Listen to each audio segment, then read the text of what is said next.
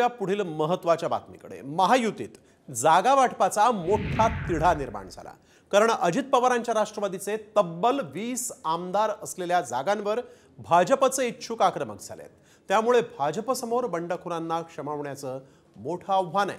तर दुसरीकडे शिंदे गटाने थेट भाजपपेक्षा जास्त जागांची मागणी केली। त्यामुळे भाजपसमोर तिहेरी आव्हान निर्माण झालेलं आहे। कोणत्या जागांचा तिढा आहे आणि भाजप काय तोडगा काढणार त्याचाच आढावा घेणारा हा एक विशेष रिपोर्ट पाहूया। भाजप राष्ट्रवादीत जागांवरून मोठा तिढा। भाजपच्या 20 जागांवर राष्ट्रवादीचे आमदार। शिंदे गटाला हव्यात भाजपपेक्षा जास्त जागा। जसजशा विधानसभेच्या निवडणुका जवळ येत आहेत तसतसा महायुतीतला जागा वाटपाचा तिढा वाढत चाललाय।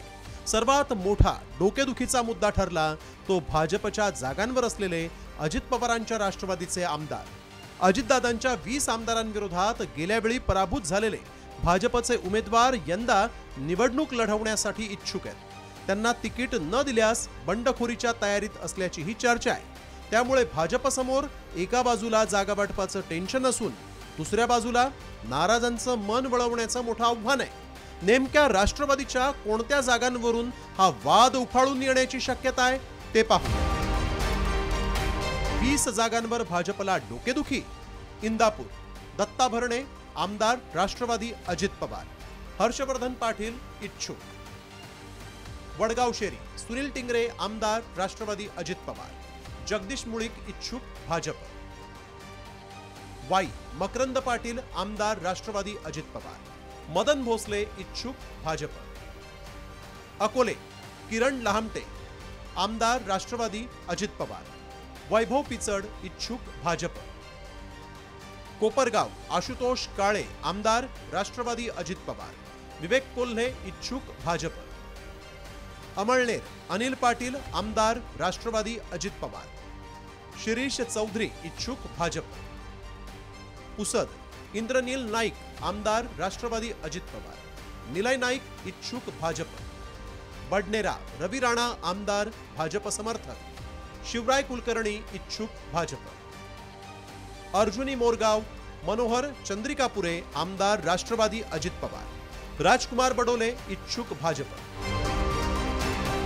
आता वाद सुरू असताना तिकडे शिंदे गटाने थेट 107 जागांवर दावा केल्याची माहिती सूत्रांनी दिली।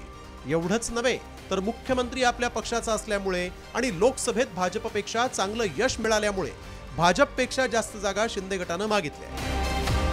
एवढंच नव्हे तर शिंदे गटाने वादग्रस्त जागांवर मैत्रीपूर्ण लढती करण्याचीही तयारी दाखवली आहे। अजित पवारांच्या राष्ट्रवादीने मात्र हा प्रस्ताव फेटाळून लावला। आपले कार्यकर्ते इकडे तिकडे जाऊ नये म्हणून 1-2-5 ठिकाणी जर असा निर्णय झाला तर त्यात काही वावगं नाही। कारण की अगोदर शिवसेना भाजपची युती असताना असं झालं होतं।